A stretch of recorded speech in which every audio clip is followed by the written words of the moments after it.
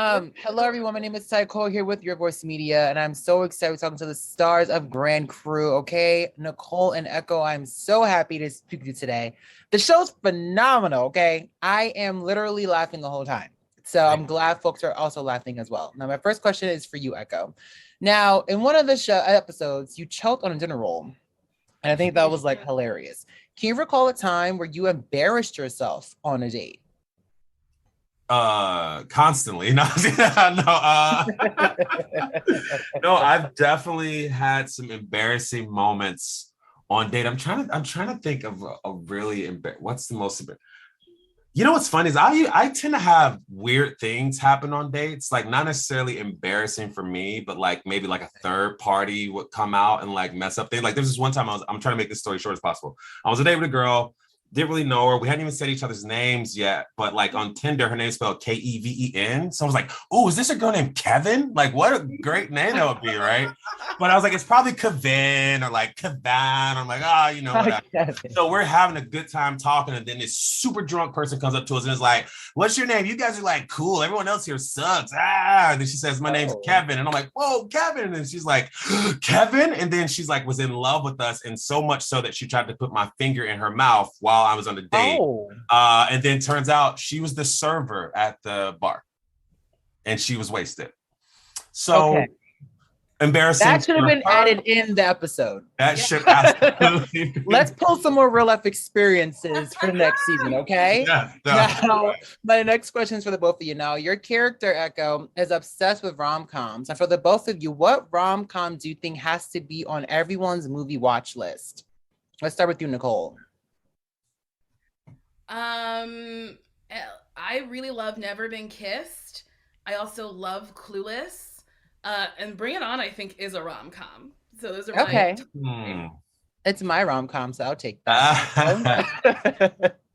I mean, I would definitely have to throw The Notebook up there. That's so good. I would probably throw Love Jones in there too, if I'm thinking of just like just throwing love films in there.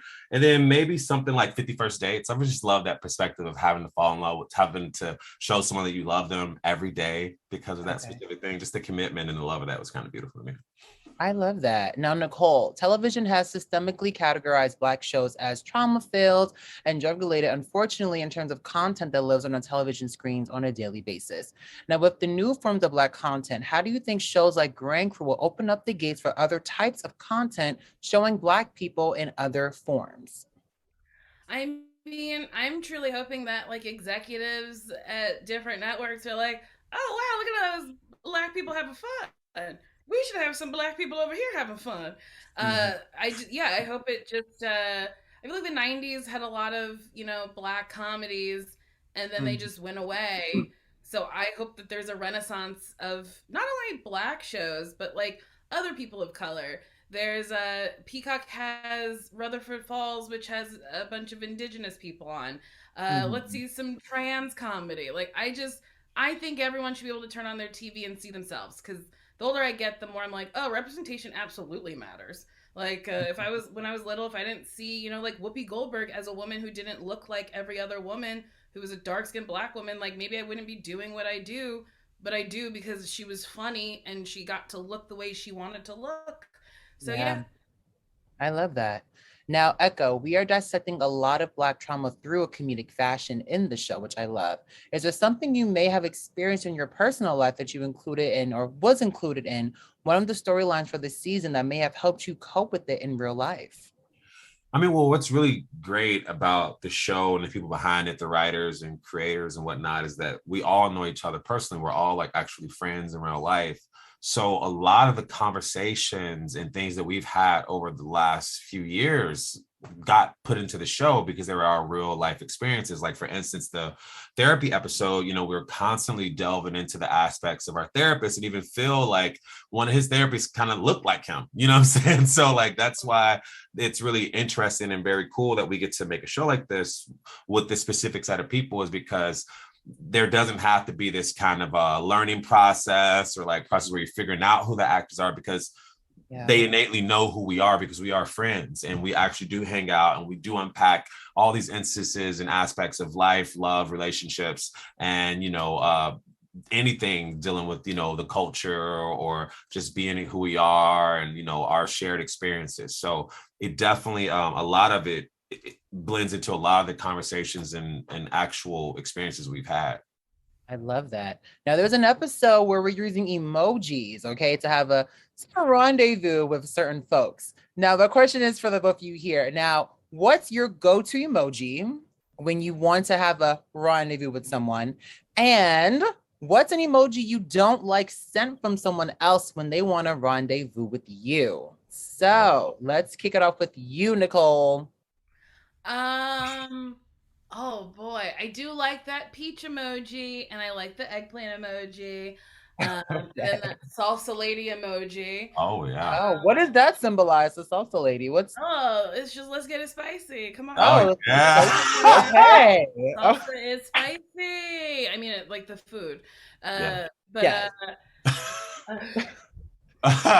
let's see. An emoji I don't like getting. I don't like that purple devil because I'm like, what you trying to do to me? Okay.